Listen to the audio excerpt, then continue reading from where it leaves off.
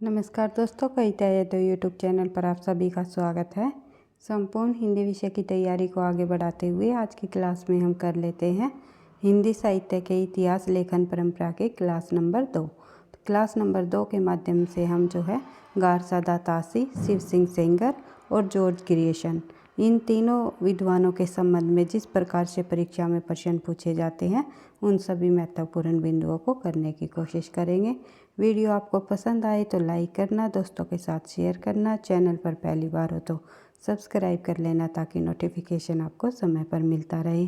किसी भी स्टेट के अंतर्गत होने वाली टीजीटी पीजीटी हिंदी संबंधी परीक्षा हो या एनटीए नेट की परीक्षा हो या कोई अदर परीक्षा हो जिसमें हिंदी साहित्य संबंधी प्रश्न पूछे जाते हैं, उन सभी विद्यार्थियों के लिए ये क्लास काफ़ी मददगार रहेगी।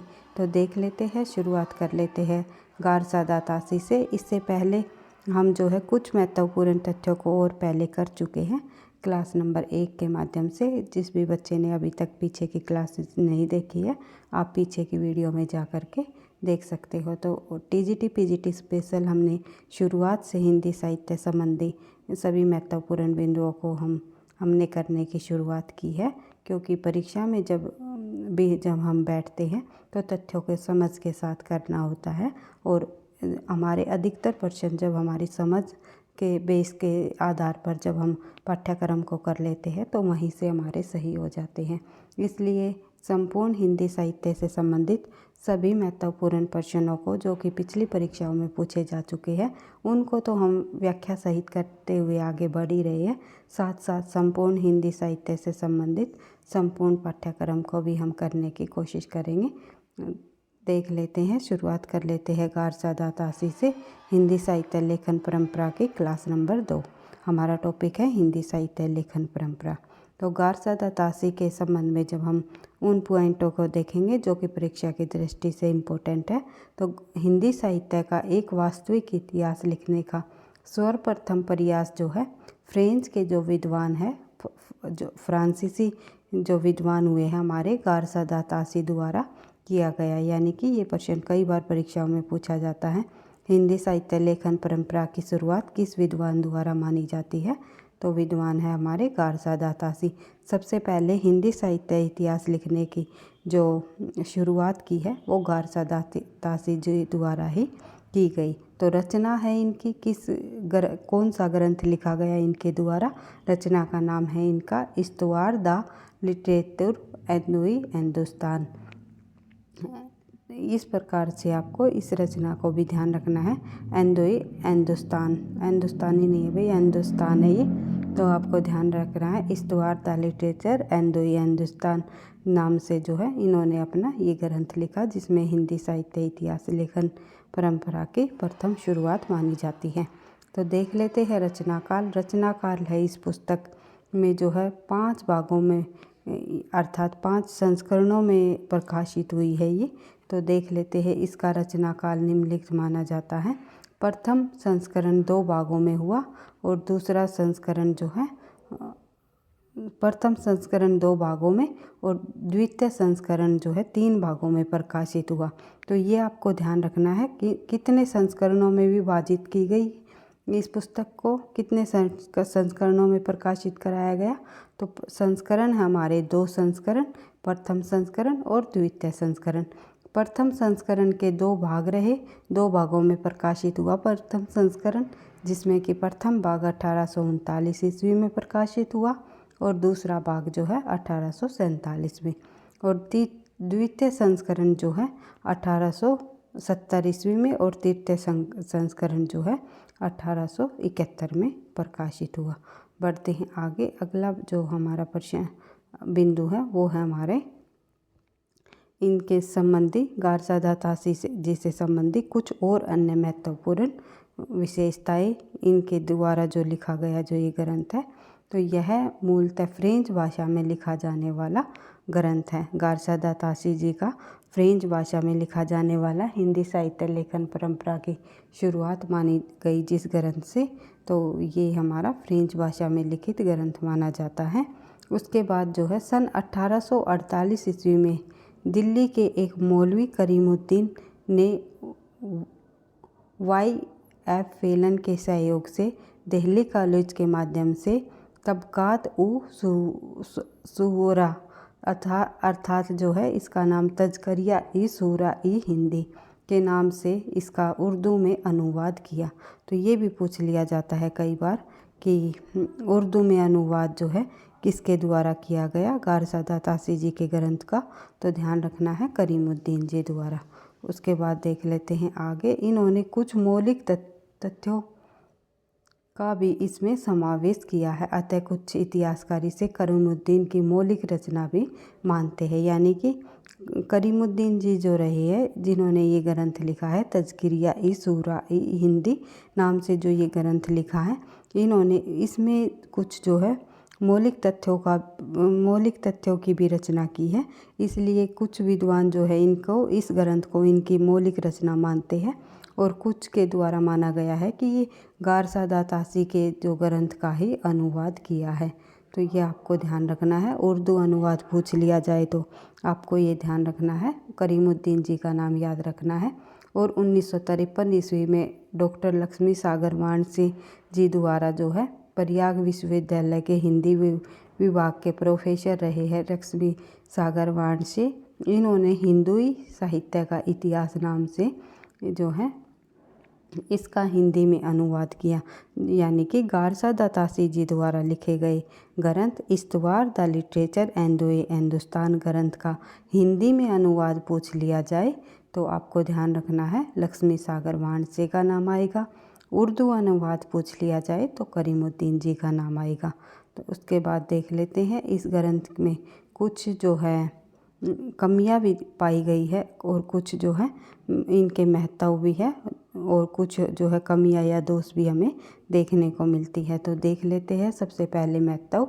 एक विदेशी विद्वान द्वारा हिंदी साहित्य का इतिहास लिखने का सर्वप्रथम प्रयास व महत्वपूर्ण प्रयास किया गया, जिससे भारतीय विद्वानों को भी हिंदी साहित्य का इतिहास लिखने की प्रेरणा मिली। इनके द्वारा लिखे गए ग्रंथ से ही जो है भारतीय जो विद्वान हुए हमारे, इन्होंने भी जो है हिंदी साहित्य का इतिहास ग्रंथ लिखने जो है शुरू कर दिया था। इन्हीं के ग्रंथ से जो है गारसादा तासी ने जब सूत्रपात किया था हिंदी साहित्य इतिहास लिखने का, तो इन्हीं के ग्रंथ से प्रभावित होकर के प्रेरणा के रूप में जो है ये ग्रंथ इनका रहा है गारसादा तासी जी का। तो ध्यान रखना है। बढ़ते हैं आगे। किसी भी प्रकार से प्रश्नों को घुमा फिरा कर पूछा जा सकता है, इसलिए हर एक तथ्य को हम समझ के साथ जो है आगे बढ़ते हुए करेंगे ताकि परीक्षा में आप अच्छे से अच्छा स्कोर प्राप्त कर सको।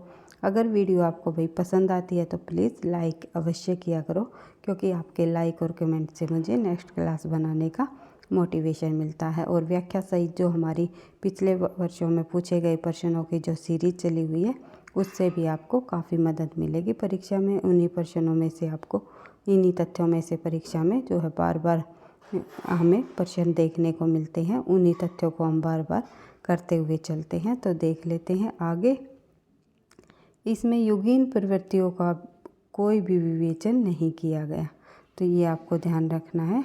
जो उस समय की युगीन प्रवृत्तियाँ रही उसमें जो है इनके इस ग्रंथ में कोई भी विवेचन नहीं किया गया। एक दोष हमारा ये है।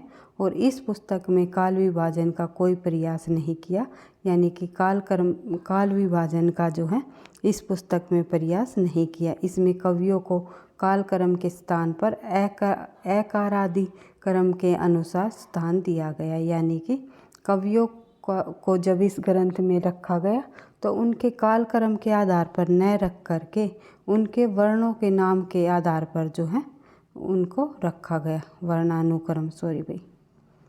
इनको वर्णानुक्रम पद्धति को अपनाते हुए इन्होंने जो है वर्णानुक्रम पद्धति को अपनाते हुए गारसादा तासी ने अपने इतिहास ग्रंथ में कवियों को रखा। तो इसे वर्णानुक्रम पद्धति भी कहते हैं और आदि क्रम के अनुसार भी जो है कहा जाता है। तो ध्यान रखना है। अगर ये पूछ लिया जाए गारसादा तासी ने किस पद्धति को अपनाया, किस क्रम को अपनाया है अपने इतिहास ग्रंथ में, तो एकार आदि क्रम को अपनाया है, उन्होंने काल क्रमानुसार को नहीं अपनाया। या फिर जो है आप कह सकते हो वर्णानुक्रम पद्धति को अपनाया है। तो ध्यान रखना है। बढ़ते हैं आगे। काल कर्मानुसार पद्धति को इसमें नहीं रखा गया, ये ध्यान रखना है। सबसे पहले काल कर्मानुसार पद्धति की जो शुरुआत है, कवियों को काल कर्मानुसार के आधार पर जो है हिंदी साहित्य इतिहास में जो स्थान दिया गया, उन जब नाम आता है वो आता है हमारा जॉर्ज ग्रियर्सन जी का।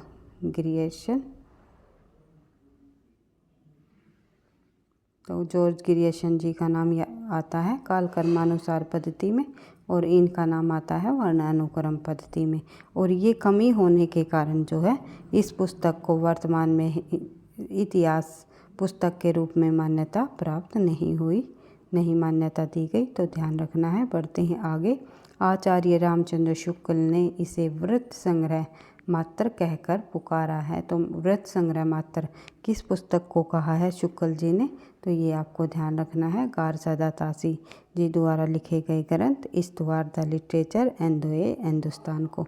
इसमें वर्णित कवियों की कुल संख्या कितनी है, ये भी हम देख लेते हैं, क्योंकि परीक्षा में पूछ लिए जाते हैं कि जो जॉर्ज ग्रियर्सन जी द्वारा गारसा दातासी द्वारा लिखित जो ग्रंथ है इस्तवार द लिटरेचर एंड हिंदुस्तान में कवियों की कुल कितनी संख्या है या कुल कवि कितने हैं, तो ध्यान रखना है। तो इसमें जो है मूल ग्रंथ जो तासी जी द्वारा लिखा गया, उस ग्रंथ में जब हम बात करें जैसे कि इस्तवार द लिटरेचर एंड हिंदुस्तान में, तो उसमें जो है कवियों की संख्या 738 है, और हिंदी के जो कवि है वे रहे हैं 72। तो ध्यान रखना है, कुल कवियों की संख्या 738। ये यहाँ पर उल्टा हो गया भाई, इधर आएगा कुल कवि और फिर हिंदी के कवि, तो ध्यान रखना है। तो कुल कवियों की संख्या 738 और हिंदी के कवियों की संख्या 72। तो कुल कवियों की संख्या और हिंदी के कवियों की संख्या अलग अलग प्रकार से प्रश्न पूछा जाता है, कि ये पूछ लिया जाता है गारसा दातासी जी के ग्रंथ में कुल कवियों की संख्या कितनी है, तो 738 लगानी है। अगर ये पूछ लिया जाए गारसा दातासी के ग्रंथ में हिंदी के कुल कवियों की संख्या कितनी है, तो हिंदी के जो कवि हुए हैं वे केवल 72 ही उन्होंने लिए हैं। उर्दू अनुवाद जो कि करीमुद्दीन जी द्वारा सूरा-ए हिंदी इस तज़किया सूरा-ए हिंदी नाम से जो उन्होंने अनुवाद किया था गारसा दातासी के, कुछ उसमें मौलिक रचना भी उन्होंने अपनी जोड़ दी थी।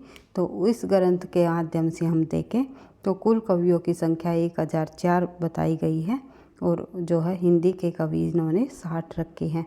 हिंदी अनुवाद जो कि लक्ष्मी सागर वाणसे जी द्वारा किया गया, उसके अंदर जो है कुल कवियों की संख्या 358 दी गई है, और हिंदी के कवियों की संख्या 220 दी गई है। आई होप आप समझ रहे होंगे, किसी भी प्रकार से कोई भी तथ्य परीक्षा में पूछा जा सकता है, सभी तथ्य इम्पोर्टेंट है। बढ़ते हैं आगे। अगला जो हमारा पॉइंट है वो है इस ग्रंथ में शामिल प्रथम कवि का नाम अंगद है और अंतिम कवि का नाम हेमंत पंत माना जाता है। तो हेमंत पंत इस ग्रंथ में अंतिम कवि दिए गए हैं, और प्रथम कवि पूछ लिया जाए अंगद का नाम आता है। तो ये पूछा जा सकता है कि गारसा दातासी द्वारा लिखित ग्रंथ में जो है प्रथम कवि का नाम बताइए या फिर अंतिम कवि का नाम बताइए, तो आपको ध्यान रखना है। बढ़ते हैं आगे। अगले विद्वान हैं हमारे हिंदी साहित्य इतिहास लेखन के, वे हैं ठाकुर शिव सिंह सेंगर जी।